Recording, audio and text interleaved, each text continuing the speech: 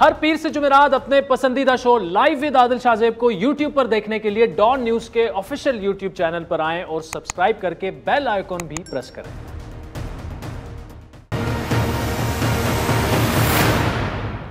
अस्सलाम वालेकुम, मैं हूं Adil Shahzeb. Chairman NAB justice retired Javed Iqbal का टेन्योर 2 रोज बाद खत्म होने जा रहा है, लेकिन ऐसा लगता है कि हुकूमत बिल्कुल नहीं चाहती कि उनका टेन्योर खत्म हो और उनको अपने मनसब पर बरकरार रखने के लिए हर अरबा इस्तेमाल करने को तैयार है। लेकिन साथ में ये बात भी हो रही है कि किसी और को शायद लाने की भी तैयारी हो रही है। तो दो मुख्तलिफ पॉइंट ऑफ व्यू है। लेकिन अगर कानून की बात की जाए तो नैब ऑर्डिनेंस 1999 की शिक 6B के तहत चेयरमैन नैब के ओहदे की मुद्दत में तोसी नहीं की जा सकती, लेकिन शायद हुकूमत ने उसका तोड़ ढूंढ लिया है। आज वज़ीर-ए-आज़म की सरबराही में होने वाले अहम इजलास में की कानूनी टीम ने मौजूदा चेयरमैन नैब को ही बरकरार रखने के लिए फिलहाल बरकरार रखने के लिए सदारती ऑर्डिनेंस लाने का फैसला किया और इस मुतालिक जो है वो कल ऑर्डिनेंस बाकायदा एक आ जाएगा। यानी कानूनी कतगन के बावजूद हुकूमत ने इस मामले पर अपोजिशन को एतमाद में लेने से खुलकर इनकार किया और सदारती ऑर्डिनेंस के जरिए जावेद इकबाल की मजीद तोसी तय हो गई है। हुकूमत ने अपोजिशन को यह भी वाज़ेह पैगाम दिया कि अगर आप अपना अपोजिशन लीडर बदल लें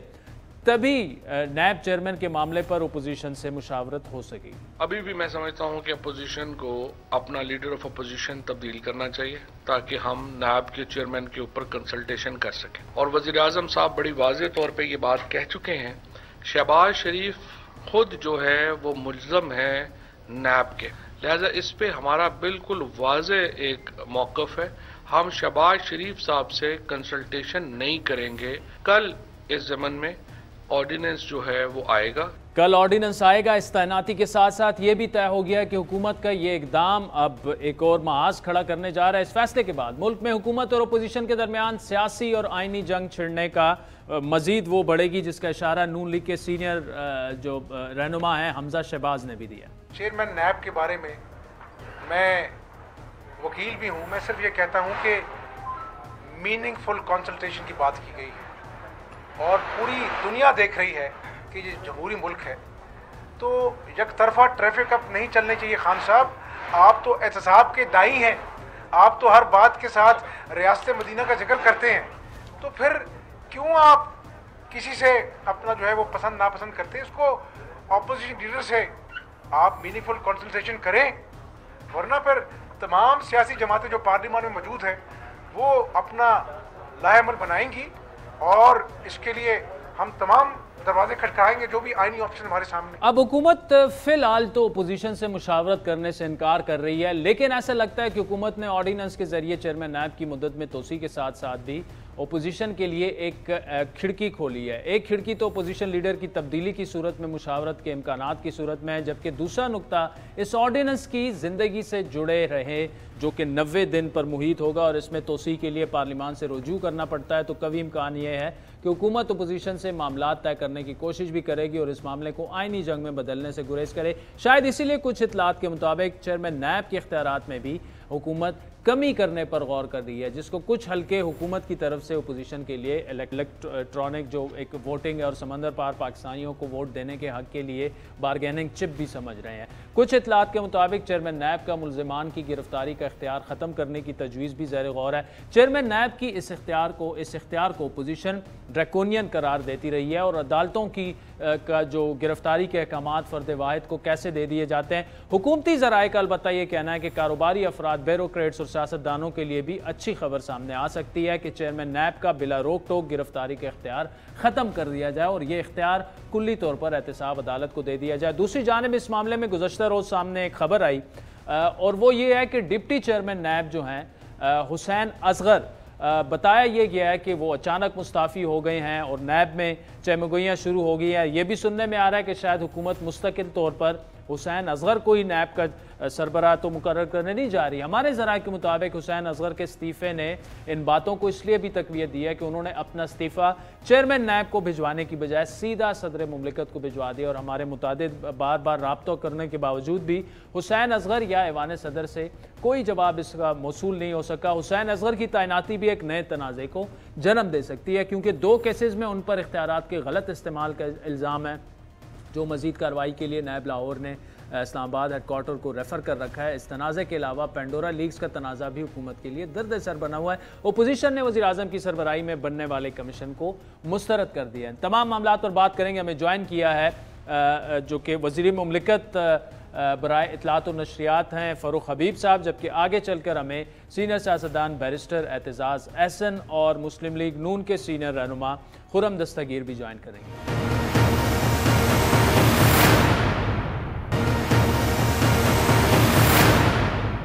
फ़ारूक हबीब साहब, thank you so much for joining us. Fawad Chaudhry साहब ने भी तफसीली गुफ्तगू की और आपसे भी मेरी अभी थोड़ी देर पहले फ़ोन पे भी बात हुई है, मैसेज इस पे। चेयरमैन नैब के लिए ऑर्डिनेंस जो है वो कल जारी कर दिया जाएगा, तो इसका मतलब कि उनको एक्सटेंशन दी जा रही है या सिर्फ कंटिन्यूटी में आगे जाएंगे? अब देखिए, इस हवाले से तो जो है वो अभी जो हमारी लीगल टीम है उसने अपना जो है वो काम कर रही है और प्राइम मिनिस्टर साहब के साथ उसकी जो मुशावरत है वो अभी मुकम्मल हो जाएगी और उसमें जो है वो ऑर्डिनेंस के अंदर चीज़ें सामने आ जाएंगी। लेकिन बुनियादी तौर के ऊपर तो सबसे बड़ी रुकावट जो है वो तो अपोजिशन लीडर खुद बने हुए हैं, उसके अंदर वो पीछे हट जाएं अपोजिशन लीडर से तो आसान काम है, क्योंकि किसी ऐसे शख्स के साथ कैसे मुशावरत हो सकती है जो शख्स खुद जिसके ऊपर 7 अरब रुपए का नैब का रेफरेंस दायर हुआ है, 14 गवाहान उसके ऊपर पेश हो चुके हुए हैं, उनके ख़िलाफ़ आगे नैब केस लेके चल रही है। तो ये तो वैसी मिसाल हो जाएगी कि आप किसी के ख़िलाफ़ केस हो और उससे पूछें कि आप किस जज से अपना केस जो है वो सुनवाना चाहते हैं या किस अपनी मर्ज़ी के तफ्तीशी से आप अपना केस जो है वो सुनवाना चाहते हैं। तो मैं समझता हूँ कि ये मुनासिब ही नहीं है शहबाज शरीफ के लिए कि वो इसका हिस्सा बने और उनको इससे खुद पीछे हट जाना चाहिए था। ये एक हमारी, मैं समझता हूँ कि एक पोजीशन है जो हमने ली है और इसके ऊपर शहबाज शरीफ को चाहिए कि वो हाई मॉरल ग्राउंड लें और अपने आप को अलहदा कर लें उससे, क्योंकि अब तो उनका केस फाइनल स्टेजेस के ऊपर है ना।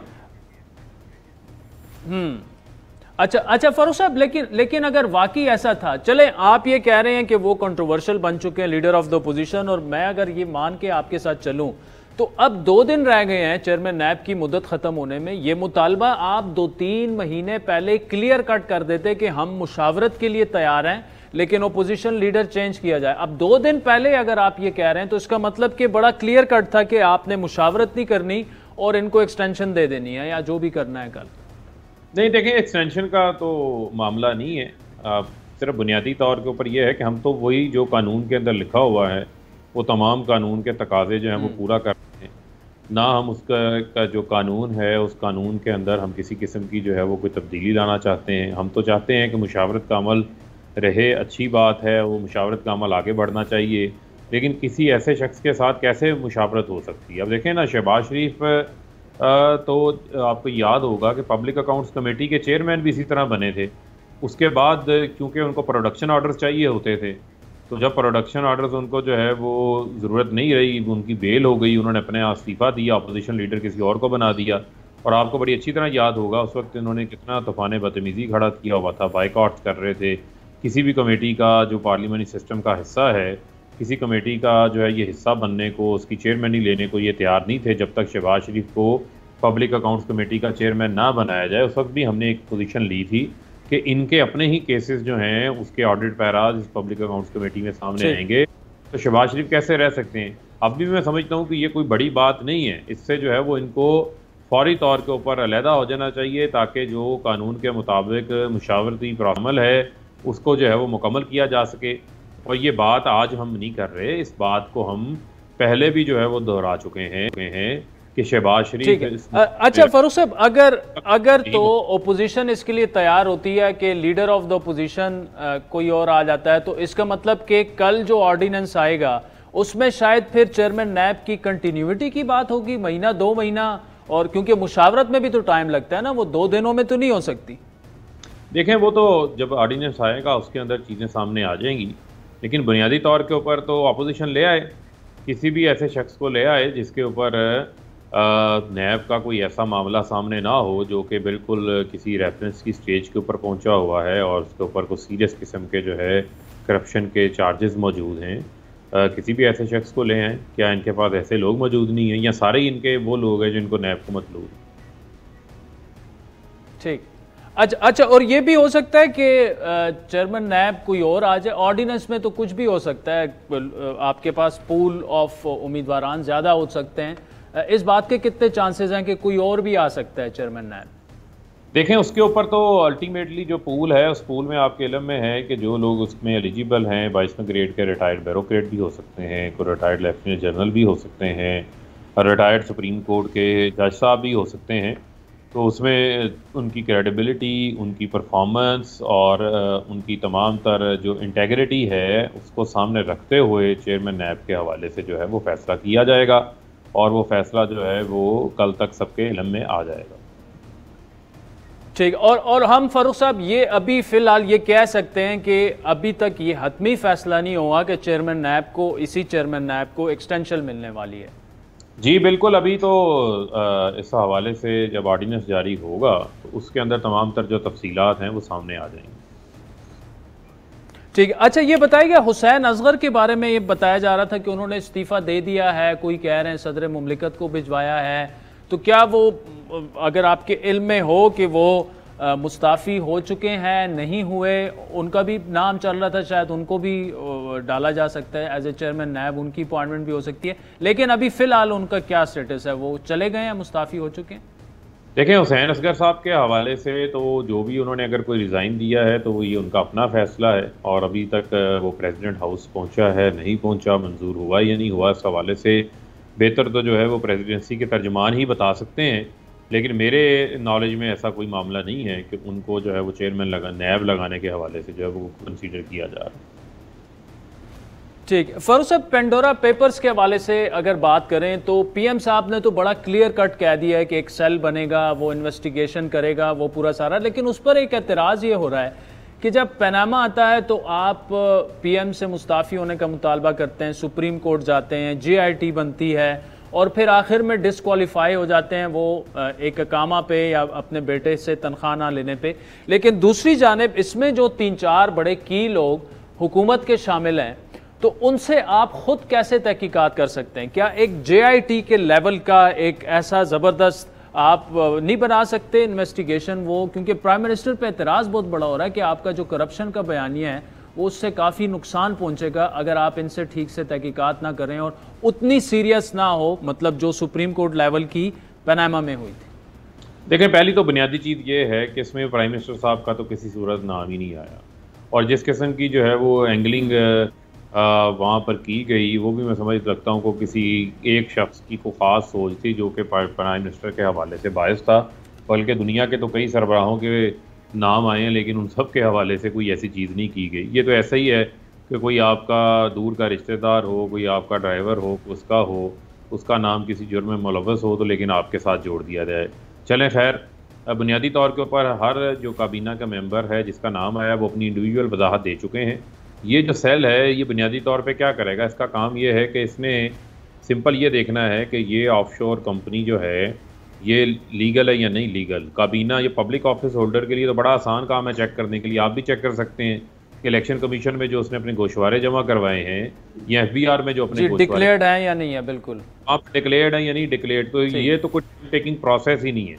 अगर वो डिक्लेयर्ड नहीं है तो उसका मामला जो है वो ऐप को भेज दिया जाएगा, और अल्टीमेटली जो है वो उसको अपनी उस जिम्मेदारी से, अपने ओहदे से जो है वो लहदा होना पड़ेगा जब तक वो वहाँ से सरफरू नहीं होते, तहकीकात मुकम्मल नहीं हो जाती। मतलब ठीक है, मतलब अगर डिक्लेयर्ड नहीं है तो इन लोगों को मुस्ताफी होना पड़ेगा, ये क्लियर कट। ये देखें, फिर मैं आपको क्लियर करूँ, ये कोई सेल जो है वो ना तो उसके पास नैब की पावर्स हैं, ना FIA की मनी लॉन्ड्रिंग की पावर्स हैं, ना FBR की टैक्स एवेजन की पावर है। ये तो सिर्फ सेग्रीगेट करेगा कि किस शख्स का केस किस इदारे के पास जाना है। जो पब्लिक ऑफिस होल्डर नहीं है उसका केस जो है वो FBR के पास जाएगा। वो टैक्स एवेजन का केस है, जिसने पैसा बैंकिंग चैनल से नहीं लेके गया, मनी लॉन्ड्रिंग की, या उसका केस FIA देखेगी।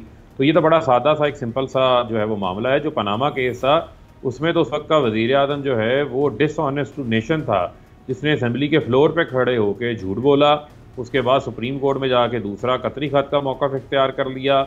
उसके बाद जो है उसी की पहले कमीशन कहते रहे बना लें, फिर उसकी मुखालफत करते रहे तहकीकात की, फिर JIT बनी और वो मुल्क के वज़ीर आज़म थे। लिहाजा मैं समझता हूँ, और इसमें बहुत ज़्यादा फ़र्क है। और कभी उस वक्त तक शरीफ ख़ानदान ने अपने एसेट्स कभी माने ही नहीं थे कि ये लंदन में जो फ्लैट्स हैं वो उनके हैं, खुद उनके मुतजाद बयानात उस वाले थे। तो वो एक टोटली डिफरेंट केस है। मैं कल से देख रहा हूँ बहुत सारे लोग पनामा और पंडोरा लीक्स को साथ मिलाने की कोशिश करते हैं, जबकि इन केसेस के अंदर बहुत ज़मीन व आसमान का फ़र्क है। यहाँ पर अगर किसी का एसेट डिक्लेयर ऑफशोर कंपनी में, तो उसका ऑफशोर कंपनी इलीगल नहीं है। अगर एसेट डिक्लेयर्ड नहीं है तो फिर वो इलीगल है और उसके कानून उसका अपना रास्ता अख्तियार करेगा। ठीक, फरूख हबीब साहब, thank you so much for joining अस। नाज़रीन, चाहते हैं एक ब्रेक का, जिसके बाद मुमताज़ कानूनदान एतजाज़ अहसन साहब हमें ज्वाइन करेंगे। उनसे भी हम बात करेंगे जो ये पेंडोरा पेपर्स वाला मामला है। फिर इंजीनियर खुर्रम दस्तगीर साहब, नून लीग से उनका ताल्लुक है, साबिक वज़ीर दिफ़ा हैं हमारे साथ।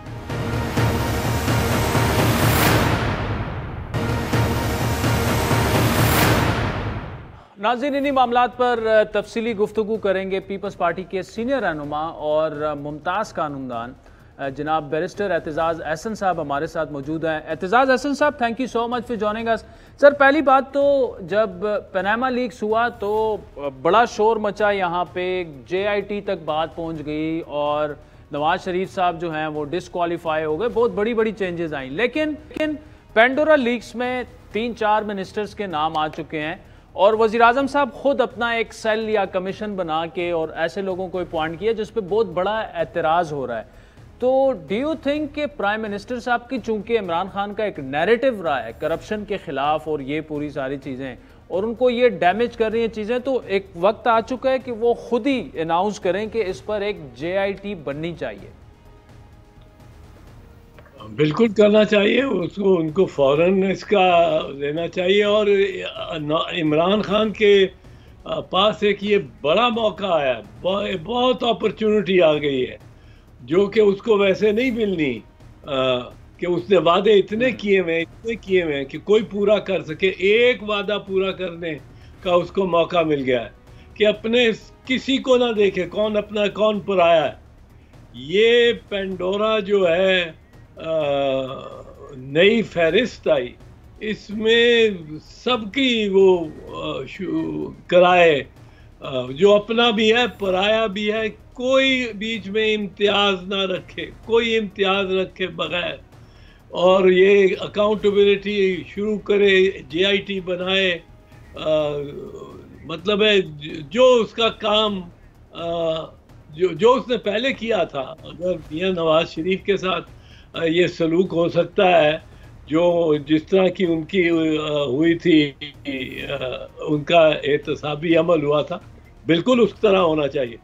और ये इमरान खान अगर ये करेगा तो वो इंतहाई कामयाब हो जाएगा, उसके बाकी वादे भूल जाएंगे लोग। लेकिन अगर ये नहीं करेगा तो फिर मेरा ख्याल है कि इतना नाकाम वज़ीर आज़म शायद कोई होगा ही नहीं। ये तो कुदरत ने उसको मौका दे दिया है कि वो जो वादा वो करता रहा है।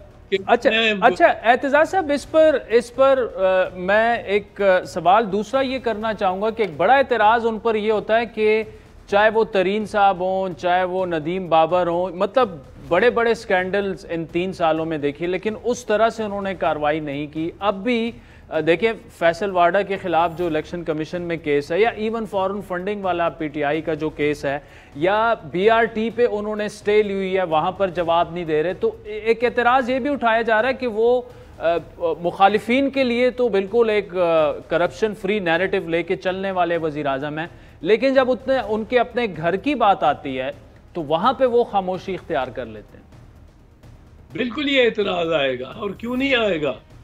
अगर इतना मतलब है वाज़ेह तौर पे किसी का नाम आया है फहरिस्त में, उसको तलब करें, बुलाएं, वो अपनी सफाई दे। सफाई है तो बिल्कुल ठीक है, पर सफाई दे उसके लिए अगर जो मतलब कार्रवाई हुई थी किसी पहले मियां नवाज शरीफ वाली हुई है, वो करें इनके साथ। किसी को अपना और पराये की तो बात नहीं है। अगर अपने पराये में पड़ गया इमरान खान, तो इमरान खान का सारी हुकूमत और सारी सियासत दाव पे लग जाएगी, ख़त्म हो जाएगी। उसको इस वक्त बड़ा सख्त गिर होके और ये इम्तियाज एतराज नहीं करना चाहिए कि इसको मैंने बचाना है, उसको नहीं बचाना। वो बचाए। अगर JIT फेयर अपॉर्चुनिटी दे के और किसी नतीजे पे पहुंचती है, किसी के हक में पहुंचती है, बिल्कुल पहुंचे। वो उसका हक है कि वो अपनी सफाई दे, जिसको सफाई देनी है। और जिसके खिलाफ निकलना है मवाद और सबूत, और जिसके खिलाफ ये बात जानी है, उसके खिलाफ जाए, उसके फिर उसके मुताबिक इक़दाम हो, उसके खिलाफ कार्रवाई हो, कानूनी कार्रवाई हो। पर एक दफ़ा तो इसको इमरान को पहला कदम तो उठाना पड़ेगा बिला इम्तियाज, और बगैर किसी तअस्सुब के, बगैर जो तअस्सुब किसी के हक में, किसी के खिलाफ, ये कानून के हवाले करे सारे मामले को। और बाकी वो लोग उसके साथ फिर भी बहुत हैं जिनको वो ला सकता है, रख सकता है। कोई 10-12 आदमियों पे तो नहीं चल रही सारी हुकूमत। ठीक। तो अच्छा बैरिस्टर साहब, यहाँ पर आपने जिस तरह से फरमाया कि अगर तो खान साहब इस तरह की कार्रवाई नहीं करते तो एक नैरेटिव ये बनेगा कि वो अपने लोगों के खिलाफ नहीं करते और वो एक नाकाम वज़ीर आज़म भी साबित हो सकते हैं। लेकिन अगर वो वाकई नहीं करते तो क्या सुप्रीम कोर्ट में जाया जा सकता है? और उसी तर्ज पर जिस तरह पनामा जब आया तो दो सियासत, खुद इमरान खान साहब सुप्रीम कोर्ट चले गए, जमात इस्लामी चली गई, तो ऐसा भी एक एपिसोड हम देख सकते हैं। और वो कितना डैमेजिंग साबित हो सकता है खुद इमरान खान के लिए और उनकी हुकूमत के लिए? बहुत ज़्यादा डैमेजिंग होगा, बहुत ज़्यादा डैमेजिंग होगा। अगर कोई किसी और ने इनिशिएट कर दिया और सुप्रीम कोर्ट ने टेक ओवर कर लिया इस इशू को, और सुप्रीम कोर्ट को भी वही करना पड़ेगा जो उन्होंने पहले किया है। तो इससे पहले कि वो कोई ऐसा हो, खबर नहीं मुझे मशीर किस किस्म के हैं इमरान खान के, वो जाने, उनका काम जाने। पर ये मौका इमरान खान को तीन जिंदगियां मिल जाए तो ये नहीं मौका मिलना। जितने तजस्सुस के साथ लोग और जितने एंग्जाइटी के साथ और जितनी उम्मीद के तहत लोग बिला इम्तियाज अकाउंटेबिलिटी की तवक्को कर रहे हैं, बिला इम्तियाज। अब वो बताने का लोगों को मौका आया है इमरान खान के लिए कि मैं इसमें इम्तियाज नहीं करता हूँ, और मैं हुकूमत चला सकता हूँ। जितने जो भी लोग बाकी हैं उनसे भी कोई हुकूमत के लिए कोई नागुज़ीर नहीं होता, कोई नागुज़ीर नहीं होता। और ये अगर ये सोचना शुरू हो जाएगा तो इमरान खान इस कदर नाकाम होगा कि वो भी एक रवायत बन जाएगी। आपने एक वज़ीर आज़म 3 टाइम प्राइम मिनिस्टर को उसके नाम आने पे पनामा लिस्ट में आपने उसको सियासत से बाहर कर दिया है, आपने उसको कन्विक्ट कर दिया। वो भागा हुआ ज़रूर है कानून से, वो भी मतलब है कानूनी कार्रवाइयों और कैदो बंद से घबराता ही है। पहली दफ़ा भी मुशर्रफ के साथ डील करके वो चले गए थे सरूर पैलेस। वो उसकी बहुत कमज़ोरियाँ उसमें, लेकिन जो उसके साथ हुआ, अगर 3 टाइम इलेक्टेड प्राइम मिनिस्टर के साथ एक उसकी अकाउंटेबिलिटी इस किस्म की हो सकती है, तो फिर किसी और की क्यों ना हो? क्यों, किस तरह किसी और को आप रख सकते हैं इससे मुस्तस्ना? तो और अगर रखेंगे तो मैं समझता हूं कि सारी अकाउंटेबिलिटी की प्रोसेस जो है इनकी, जितनी PML नवाज वगैरह के खिलाफ हुई है, इन सब खत्म हो जाएगी।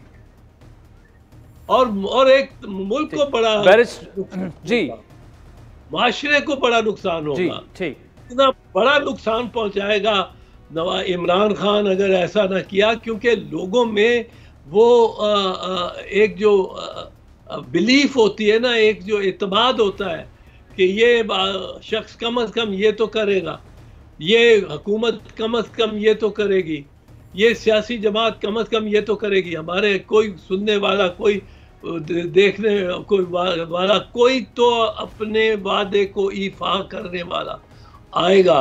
वरना तो यहाँ वादे ही वादे होते रहते हैं। और इन्होंने खुद इतने वादे किए कि जिसकी हद नहीं।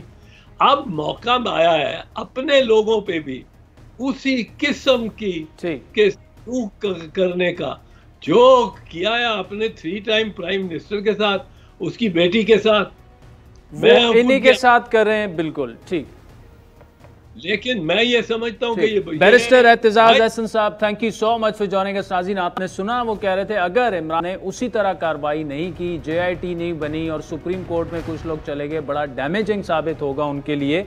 और उन्हें वो कह रहे हैं कि एक नाकाम वज़ीर आज़म के तौर पर याद रखा जाएगा, क्योंकि उनका नैरेटिव ही करप्शन के खिलाफ है। वक्त हुए चाहता है एक ब्रेक का, जिसके बाद आपसे दोबारा मुलाकात।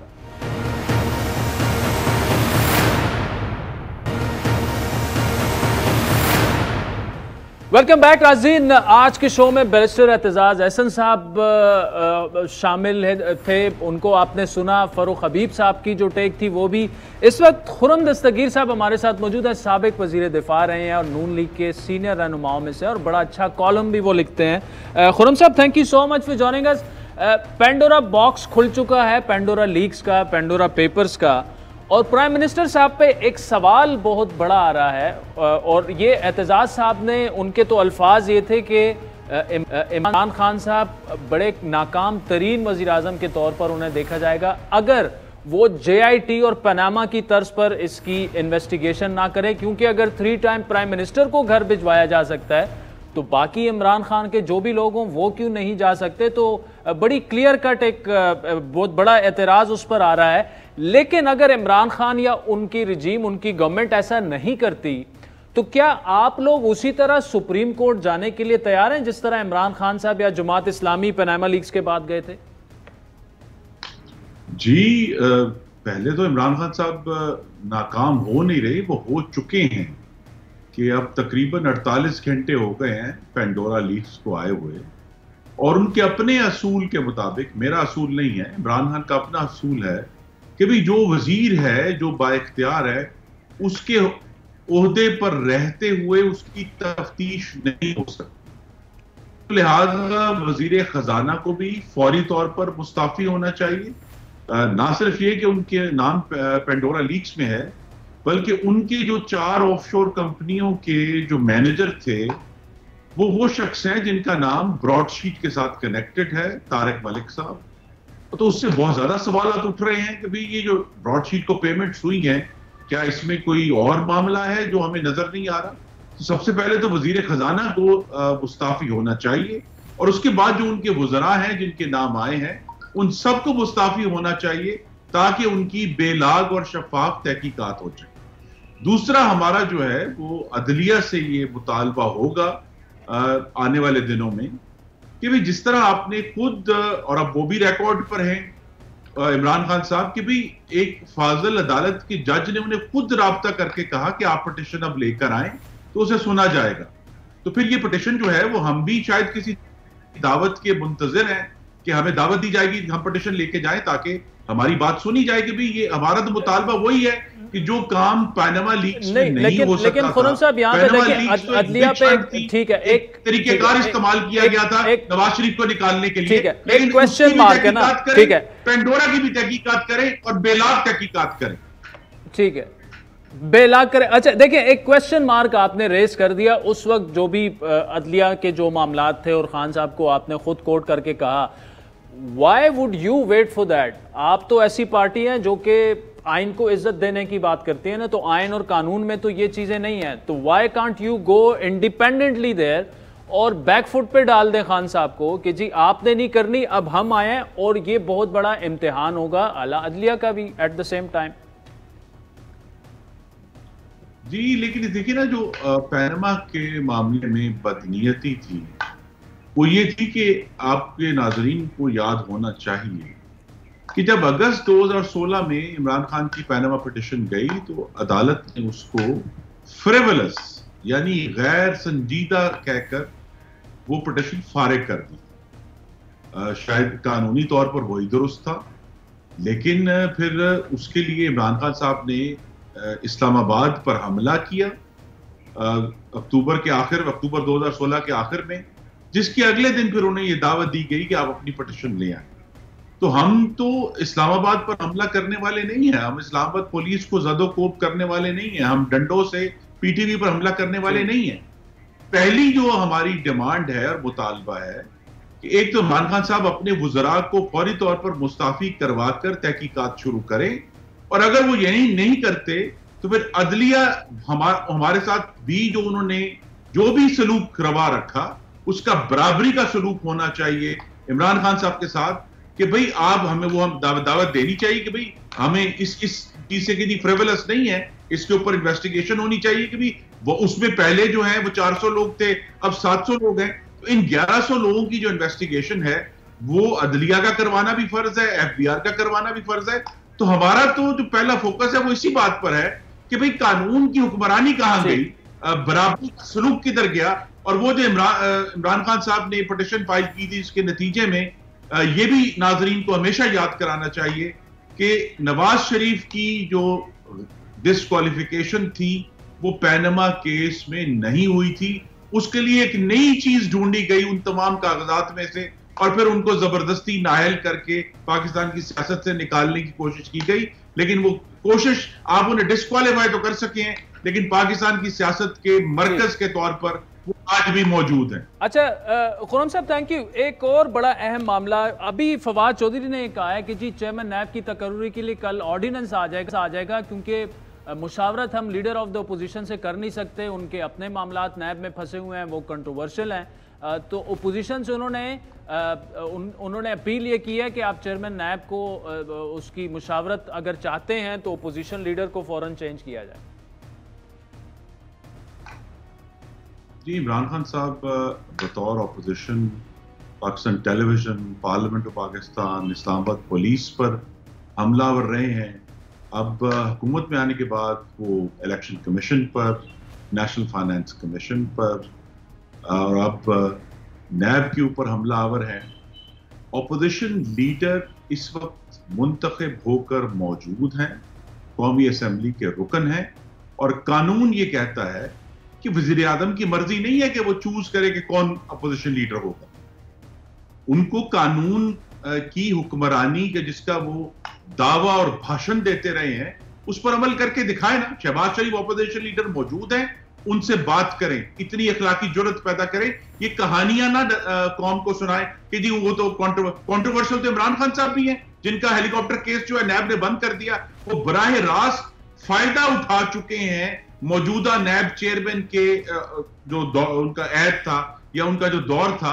तो जो शख्स डायरेक्ट बेनिफिशियरी है, फिर हम भी कह देंगे हम इमरान खान साहब से बात करने के लिए तैयार नहीं है क्योंकि इन्होंने फायदा उठाया उस चेयरमैन से।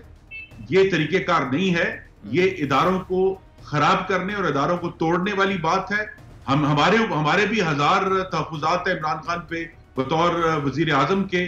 हम उन्हें कहते हैं कि वो सिलेक्टेड हैं, वो वोट चोरी से आए हैं, लेकिन अब वो वजीर आजम की कुर्सी पर मौजूद है। तो हम मुशावरत, जो कानून ये कहता है कि जो शख्स वजीर आजम है उसने मुशावरत करनी है लीडर ऑफ द ऑपोजिशन से, तो इस तरह की जो पतंगे हैं ये अड़ाना बंद करें और संजीदगी से कानून को फॉलो करें। और ये जो ऑर्डिनेंस लेकर आ रहे हैं जो कि कानून की सरियत खिलाफ वर्जी होगा, एक जबरदस्ती तरीके से एक शख्स को चोर दरवाजे से एक्सटेंशन देने की कोशिश की जाएगी, हम उसकी भरपूर मज़ामत करेंगे बतौर मुस्लिम लीग नून भी, तमाम अपोजिशन जमातें भी और पीटीएम भी। नाज़रीन, आज के प्रोग्राम पर आपके फीडबैक के मुंतज़िर रहेंगे। हमारा ट्विटर हैंडल है @आदिल शाहज़ेब। मुझे मेरी टीम समेत इजाज़त दीजिए।